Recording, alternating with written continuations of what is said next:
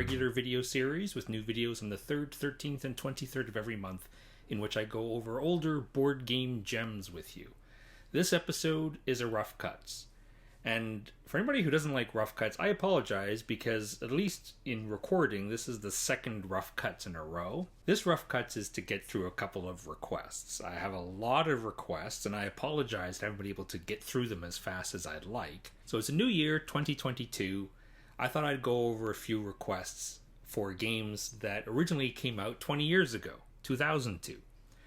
I'm going to talk about Emerald and Wooly Wooly and Trias. Trias? They all came out 2002. They're all worth talking about. Let's get started.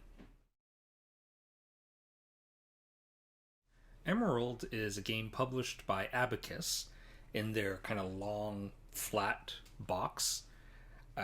You know the shape of Power Grid and a lot of 2F games, and they're kind of, there's a standard kind of long box format. Well, these Abacus ones are a little bit thinner. Hansa, which I've done a video of already, is another Abacus game that's in that very thin box. And the game is by Rudiger Dorn. It's for 2 to 5 players, although 2 players, you're expected to play 2 colors.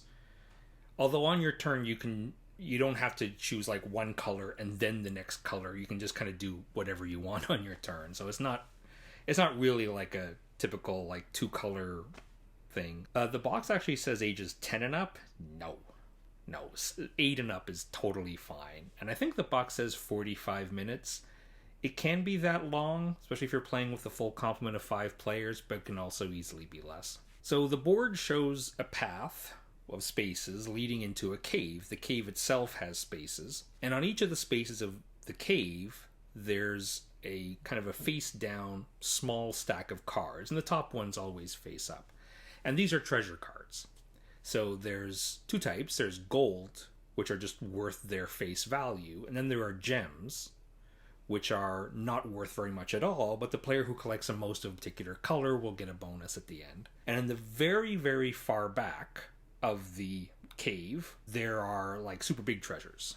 Oh, not super big, but slightly larger than the other ones. And there's a dragon.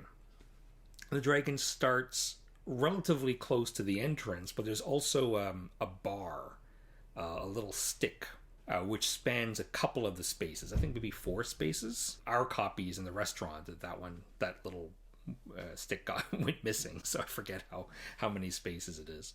Players are going to be, on their turn, choosing one of their pawns to move. Whichever pawn they move, that pawn is going to move a number of spaces equal to the number of pawns that are already in that space, regardless of color. The idea, of course, is you're bringing in your pawns to try to get the treasure that's in the cave. Now, the dragon is designed to kind of, prevent that.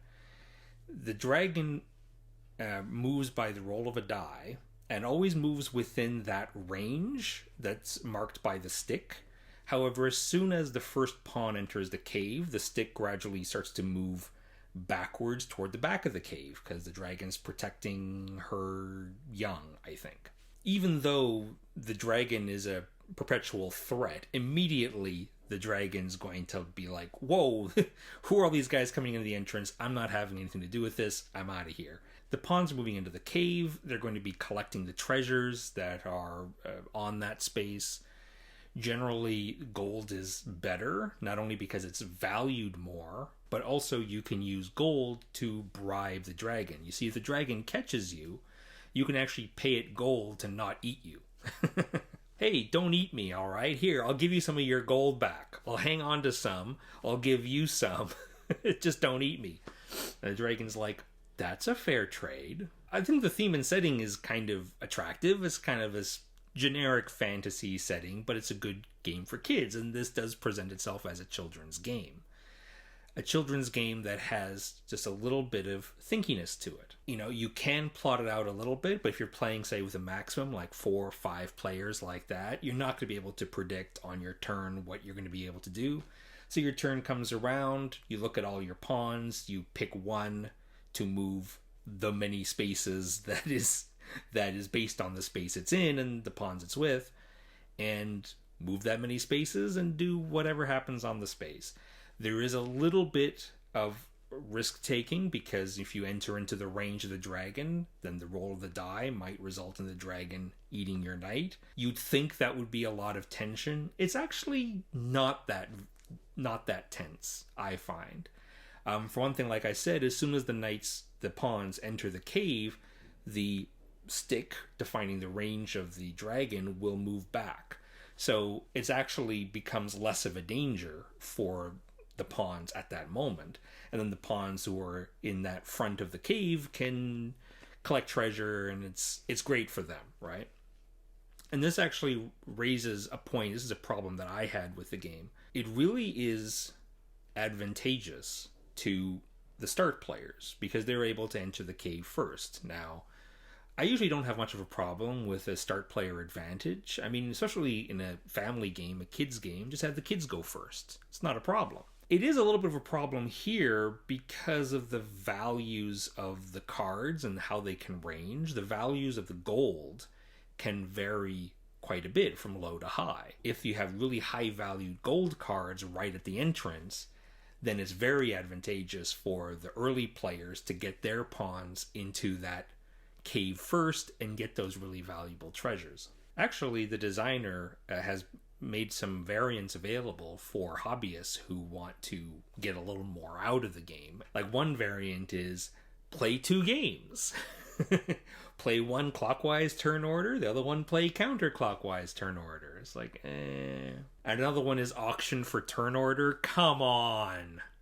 But actually, that's a very common variant back in those old games that you'd play. You'd have a family game and gamers would get together and they'd like it, but start player advantage, it would kind of be annoying and stuff.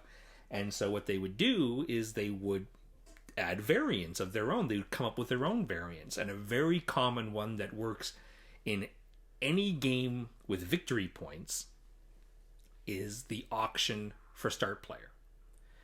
Auction for start player with victory points, right? So it's like, I'll go first and I'll pay, 3 victory points for the privilege of doing that. And you're hoping that the advantage of the start player will offset that cost, right? So you can always do things like that. That's the way it used to be. And if you want to make Emerald more of a gamer's game, yeah, you can add an auction to it. But in the end, it's a family children's game. It's not worth the effort to go through to try to make it into something it's not, to be honest.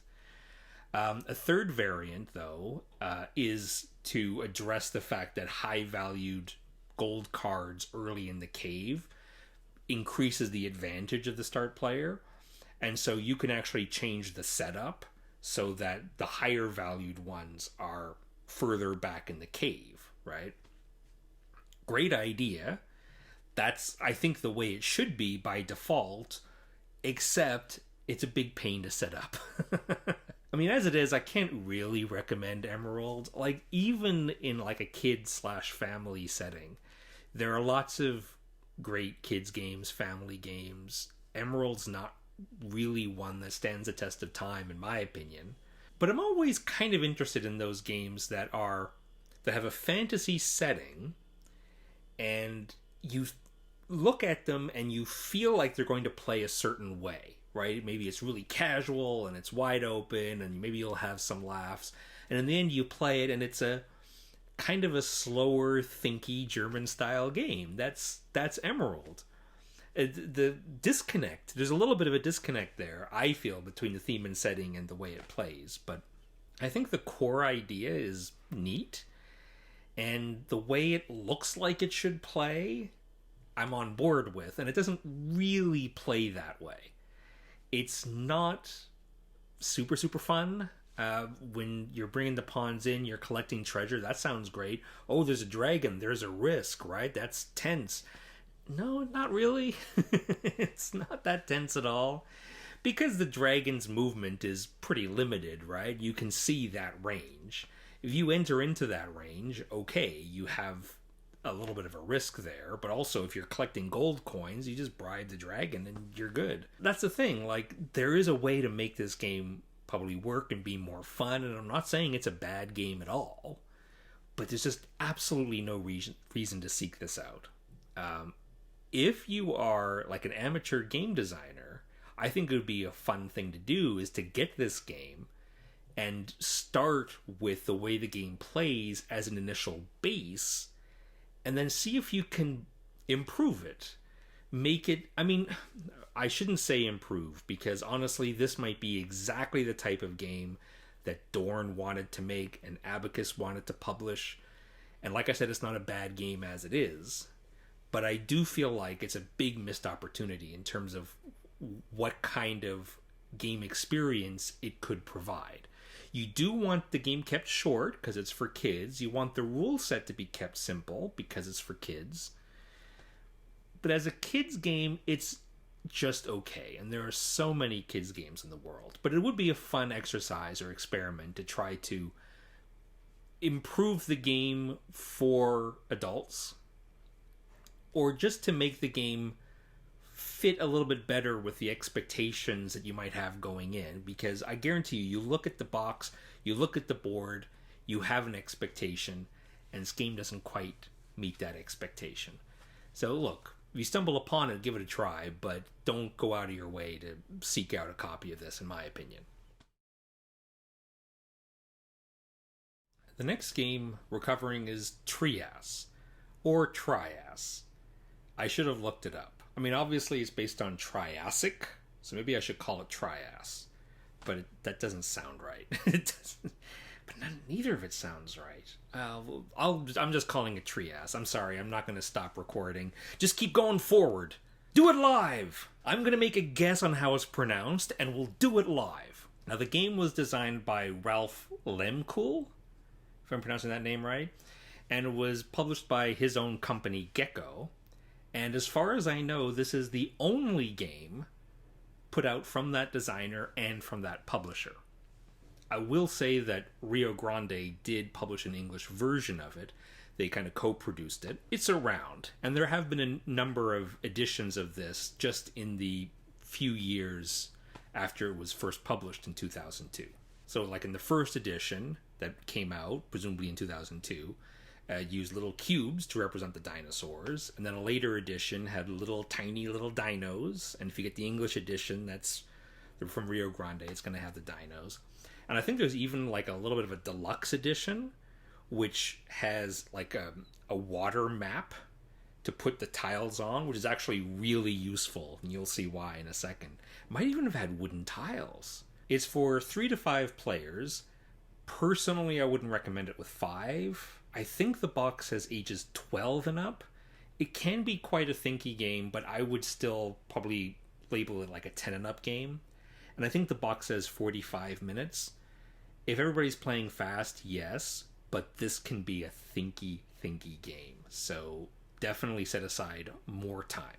So the game starts with an island that you make up of tiles. You make this kind of island with a volcano tile kind of in the middle. It very much looks like Survive at the start. And you start with your dinos in a couple of places. So you choose your starting locations. So players have a hand of a card. It's like Kingdom Builder that way, I guess. They have a hand of 1 card, which shows a terrain type. So it'll either be the sand or the grass or the mountain. And the first thing they do on their turn is they have to do a drift, which is they take one of the tiles that's in the island and that is exposed to the outer sea and move it further away from the center. And it can go quite far. You can move it all the way around the continent, so long as the end location is further away from that volcano tile, that center tile, which never moves, than it was originally. So that's always something you have to do. That tile has to match the card you play, but if you don't want to play that card, you can draw the topmost card from the deck, you reveal that, and play that, whatever it is. You don't have the choice of 2. You choose this, or if you don't like this, you have to choose that, but you don't know what that is. And then after that, you have action points, with which to expand your dino herd. You can do further drifts of tiles. When you drift a tile, any dinos that are on it don't go along with it. They drop into the water. And they're okay, but the next turn you have to try to save them, or lose them. And as an action, you can rescue basically up to 3 of your dinos. So this is kind of an interesting thing because moving a dino is like 1 action per, but if they're in water, it's 1 action to move 3 of them. So even if a player wants to be a jerk and take a tile out from under your dinos and they end up in the water, in the end, you can move them to neighboring land tiles actually easier than if you were to just move them yourself, with them still being on land. And of course, it's possible that you can't save them because there isn't any land to move them to. It's not a huge loss if you lose some dinos. In the end, it's an area majority game. And whenever a continent kind of breaks off, so picture it like Pangea, right? Picture like a single continent, which eventually will become multiple continents. That's kind of the neat thing, how organic the game is, that the tiles will eventually split off and you'll get different continents and different numbers of dinos from each player on different continents. And whenever a new continent is formed, you score based on how many dinos each player has on that continent. And interestingly, it can actually be possible to score a continent multiple times. This is kind of a wonky thing, which I'm not super happy about, because you can basically move any tile that's exposed to water as long as you move it further away. So sometimes a continent will break off, and then you can move another tile very close to the center and then connect that continent again with the mainland, or whatever the initial continent is, the one with the volcano. But then if you split off another tile again so that the continent separates again, you end up scoring it again. It's kind of a neat thing to discover, but it feels a little wonky, just my personal opinion, but it's kind of neat. I do love the organic nature of the board and how it'll spread out and kind of do all these things. There are definite choke points in the game because the mountain spaces can have no more than 2 dinos in them of any color.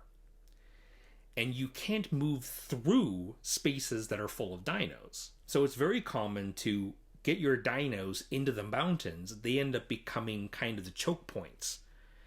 And if, for example, the mountains are the only thing connecting, a continent with the mainland, then players can't get their dinos through there to change the number of dinos for majority scoring.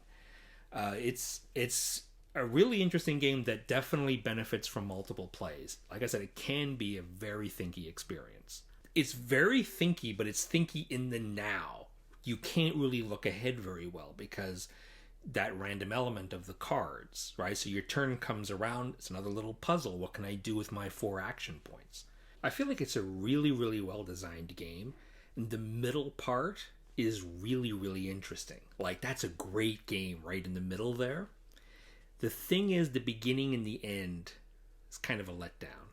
The beginning feels a little bit directionless because maybe this would improve with like more plays, but at the beginning you're just seeing like this one landmass, and of course you don't know what cards people are going to be playing, what types of tiles are going to be drifting, and which ones. People move tiles and you start to see then becomes interesting, right? Because you start to see a little bit of a landmass starting to kind of take shape, and then you want to get your dinos in there, right? But the game also tends to drag. In my experience, it's lasted more rounds than I would personally like, because the game plays until basically you go through the deck. One of the last several cards is like the meteor. I would probably experiment with taking some extra cards out. I believe in the 3-player game you do take extra tiles out, but I would take out even more than what the rule book says. So the beginning's a little bit directionless, and the game drags a bit at the end. But that middle part is really interesting, and it's actually a really neat game. It's definitely a game worth looking at if you like the type of games that I tend to cover. There's actually a lot to recommend for Trias. I reserve the right to cover this as a board gem in the future. But I wanted to do this rough cuts with the 2002 games, and Trias is 2002, so I just wanted to get this out there. It's a very unique game. It is challenging, and it's not just challenging to win, but it's also challenging to play, which is another little unfortunate thing because it's tricky to kind of visualize the tiles as they move, because when you're picking a tile to drift, it has to end up in a location further away from the center, further away from the volcano than it started. And for some people, it can be hard to visualize that, right? You have to be able to count hexes when there is no board, right? It's just hexagonal tiles, which are kind of starting to spread out a little bit. And then it's a little bit hard to see for some people, like, oh, this one, because there's gaps, right? This is 3 away, so I can move this, 5 away, right? And that's why that deluxe edition had the map, the play mat or play area that has the hexagon spaces kind of pre-printed on it, just to make that experience easier. It still works, but that's a little bit of a challenge to play. Like, if you seek out this game, you're going to probably be the one to say, like, okay, guys, you're not going to be able to drift that tile because you see you're just moving it and it's not farther away. It's one of those games where you kind of have to watch and make sure that nobody cheats by accident. It's also a little bit of an unforgiving game because it is possible for the scores to vary widely and wildly. I haven't found that one player runs away with the win so much, but I do find that one player tends to fall behind quite a bit. And, that's not going to be necessarily a fun experience for them. You want a game that rewards good play and punishes bad play. Trias kind of does that. In the end, it's not for everyone. It is a thinky game. The fun is in the puzzling out, trying to look ahead and see how the layout is going to change and getting your pieces, your dinos where they need to be. That puzzle is really fun. The game drags a little bit too long. It certainly wouldn't be like a blanket recommendation for everyone. But last time I checked on Board Game Geek, there were more people trading their copies away than there were looking for it in trade, which is usually a good sign. You might be able to find a used copy for cheap. It's a small box. It doesn't take up very much space on your shelf. So it is worth checking out.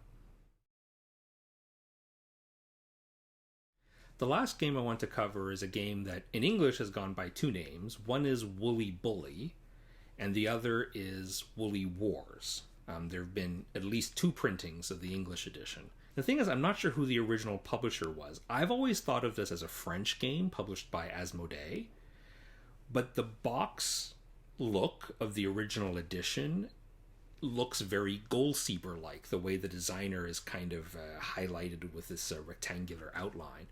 So I'm not sure, maybe Goalseeber was the original publisher. But in French, it has a much better name. So there's a very famous novel in the French language called La Guerre des Boutons, the War of the Buttons. So this is La Guerre des Moutons, the War of the Muttons.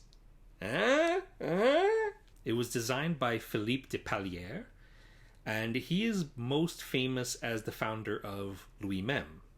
And Louis Mem is most famous for publishing Werewolves of Miller's Hollow, and I think a number of other kind of party-ish style card games. It's for 2 to 4 players. The box says 7 and up. Yeah, 8 and up. And 30 minutes, all relatively fair. Now, the important thing about Wooly Bully, the important thing to note, is it's a tile-laying game. In the game, each player gets a secret color. Most of the tiles show some combination of sheep of the different colors, along with fences. There are also ones that show a little bit of town, because kind of the center starting area is a town, so it kind of has a starting area that you kind of branch away from. In general, what you're trying to do is add tiles to expand the fenced areas such that your fenced area is the largest at the end of the game. It's kind of challenging to do that while keeping your color secret, because it's very obvious if you're making these red fenced areas bigger, probably you're red. Just guessing. So the secret part doesn't really work, actually, but the game almost recognizes that, because that secret color thing often only comes into play in the early part of the game. You are able to reveal your color, and then you get a bonus turn. So you can actually do like this big play by playing and then revealing and then doing your extra play. I think you can play as many as 3 tiles if you plan it right. There is kind of a push your luck element to it, almost. Maybe that's the wrong term, but the idea is, of course, at the beginning, people don't know their colors, and it's tempting to just build yours bigger and bigger and bigger. But when you advertise, hey, I'm making this color in particular big, maybe I'm that color, guys, then it's very easy for other players to add tiles to it, which is bad, because maybe you can't then close it off. You need to be able to close it off by the end of the game, right? Generally, what you're trying to do is make big-ish, but not too big so that it's obvious.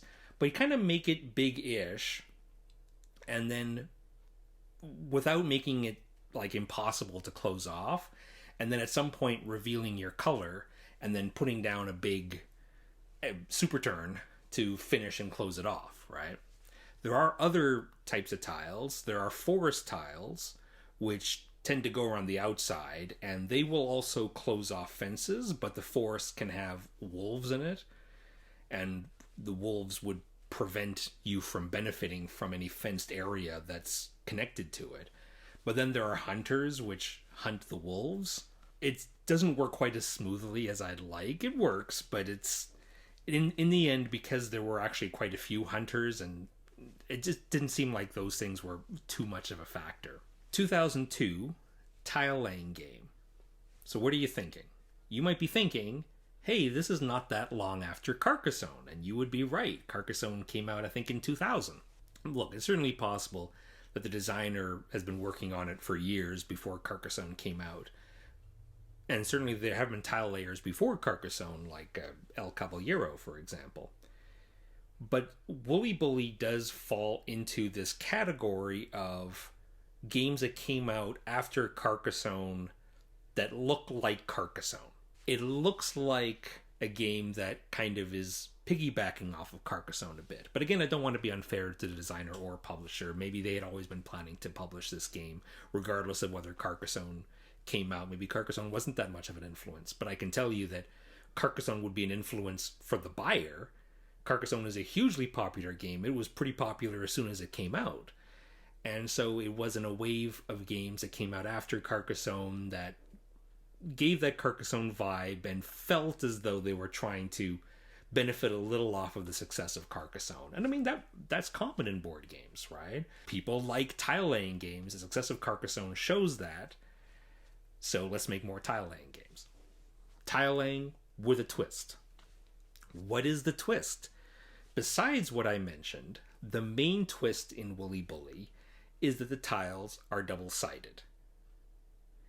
Now, either you think this is an interesting and clever idea, or a level of fright is gradually covering your face. It is as annoying to play as you might think it is. Because actually, you don't just have one tile, you have a hand of tiles. Over the course of the game, you can actually increase the size of your hand of tiles. So you have a hand of tiles which are double-sided. And the instructions, the rules actually explain how to hold tiles. You're supposed to hold your hand as a cup and have the tiles like this so you can kind of flip through them like that. And it is so annoying. Oh my goodness, so annoying. It's a twist. It's not a great twist, honestly. It looks annoying to play, and it is pretty much exactly as annoying as I thought it would be. Even more so, because when I first heard about this game, I didn't realize that your hand size can increase. That's good, right? You have more options to choose from. More options to choose from is not always a good thing, especially when you make it extremely difficult to choose what your options are, to even see what your options are. I love the look of Wooly Bully. It's this bright, beautiful, colorful game. It looks kind of... It just looks fun. It's just too clumsy to enjoy while you're playing. You know, there are a number of games out there that make you go, you know, I like that game, but I hardly ever play it. And you ask, like, well, why is that, right? I meet people at the restaurant who like Monopoly. And I ask them, it's like, well, what do you like about Monopoly, right? It's like, okay, well, you know, I like the trading. I like the, you know, whatever, building up your properties. And then I say, so do you play it often? Well, no, I hardly ever play it. Well, why is that? Well, it's long. It's kind of random, right? And they don't really think about it. They like the game, but they never seem to want to play it. But it doesn't always click in why they don't want to play it and why that might be a bad thing, right? They like it when they play, but they just never want to play. And Wooly Bully is like that. Like, the way the game plays out is kind of fun, but that annoying hand size and the double-sided tiles, it really drags the whole experience down. I can't recommend Wooly Bully. I mean, it's kind of neat, kind of fun, but it just suffers for that, basically that one reason. There are other reasons why it doesn't really stand out. Like the wolf hunter thing doesn't really work as well. I do like the idea that you can make like a big play by revealing your color and then like putting down a couple tiles in a row, right? Like, so there's that pressure. Like, should I reveal now? Okay, I'm revealing now. And then you can finally, you know, cut off that fenced area that you were hoping to fence off. So some great ideas in there. And the double-sided tiles, I'm sure at some point the designer or the publisher or both thought this is a good thing. Double-sided tiles are a good thing because it provides more options. You have a tile, but you have two options with that tile, right? That's better than one option. It's not. It's really not. Don't seek out Wooly Bully, in my opinion. There is a newish version. I think the newer one is Wooly Wars. And that just came out a couple years ago, I think. So relatively new. You can find old versions really easily. If you're curious, of course, like with pretty much any game I talk about, if you're curious, go ahead and check it out. But I do want to have those caveats to bring those up. And just stick with Carcassonne, and there's lots of Carcassonne spin-offs. The Around the World series is really great. Like, all of them are pretty solid games. I haven't played Safari, but I've played the other three. Really solid games. And of course you have other stuff like Hunters and Gatherers and The Discovery, which I've covered. Not for everyone, but definitely for me. All those games are a better use of your time, of your gaming time, than to play this one. That's it. Just wanted to get these 2002 games off my plate, these requests. And we'll be back to doing proper board gems next time. Thanks for watching. Remember, older games like Wooly Bully and Trias and Emerald don't necessarily stop being good just because new games come out. Take care.